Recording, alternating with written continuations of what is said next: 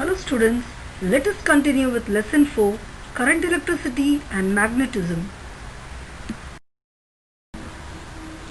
The topics we are going to cover today are construction of lead acid cell, nickel cadmium cell, lithium ion cell, electric circuit, connecting cells, magnetic effect of current, electromagnet and the construction and working of an electric bell.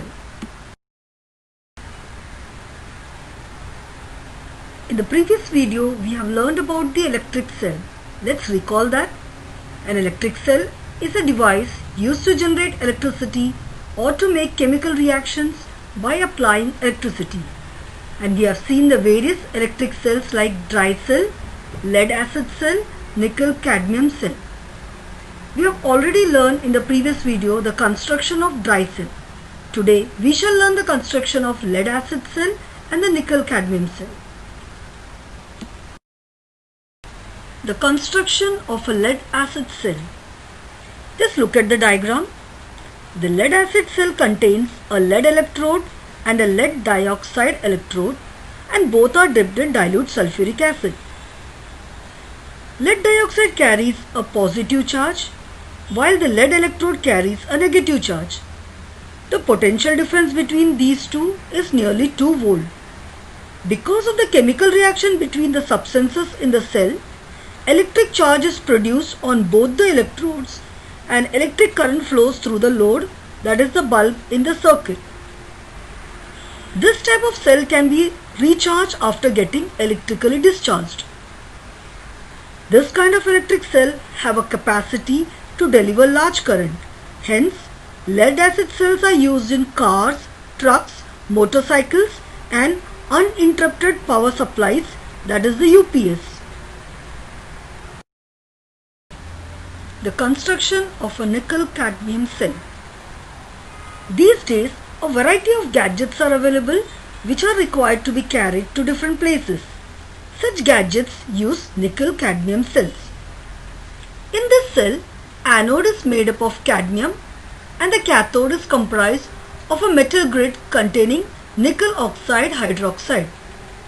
The electrolyte used is potassium hydroxide solution. The cell has a voltage of about 1.2 volt and are rechargeable.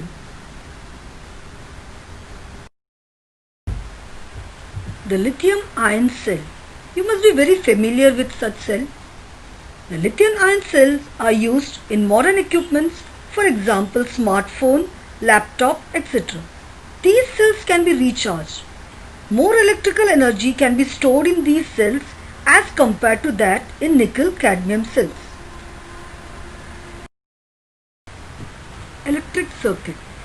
Just look at the diagram of a simple electric circuit. Here a dry cell, an electric bulb and a plug key are connected by connecting wires. This type of connection of electrical component is called an electrical circuit. When you close the plug key in the electric circuit, a current flows through the circuit and the bulb lights up. On the removal of the cell, the electric current flowing through the circuit stops as indicated by the bulb, which ceases to glow. The second diagram is of the cell holder. Here you can see that this cell holder can hold 6 cells which can be connected in series to obtain more potential difference. Down you have the symbol of a cell. What does this symbol show? 2 parallel lines, one a longer one and the other the shorter. The longer one shows the positive terminal and the shorter one indicates the negative terminal. So whenever you want to show a cell in an electric circuit, you show it by this symbol. Connecting cells. Just see the diagram. You must have seen more than one electric cell connected in an electrical circuit. In the transistor radio, 2 to 3 dry cells are connected in series. The purpose of doing this is to obtain more potential difference than that of a single cell. Therefore, it is possible to obtain higher current. Just see the second diagram. See the way the cells are connected. The connection of cell in this way is known as the battery of cells. In this series connection, the positive terminal of one cell is connected to the negative terminal of the second cell and the positive terminal of the second cell is connected to the negative terminal of the third cell, and so on. Therefore, if each cell has a potential difference of 1 volt, then the total potential difference of 5 cells will be 5 volt.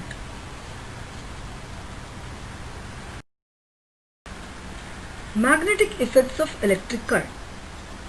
To understand the magnetic effect of current, we can perform a simple activity. Just look at the diagram. Take the inside tray of an used up matchbox and place a small magnetic needle inside the tray. Now take a long connecting wire and wind it around the tray. Complete the electric circuit by connecting in it this wire, electric cell, plug key and a bulb. Mark the position of the magnetic needle. Now take a bar magnet near to the magnetic needle. What do you observe?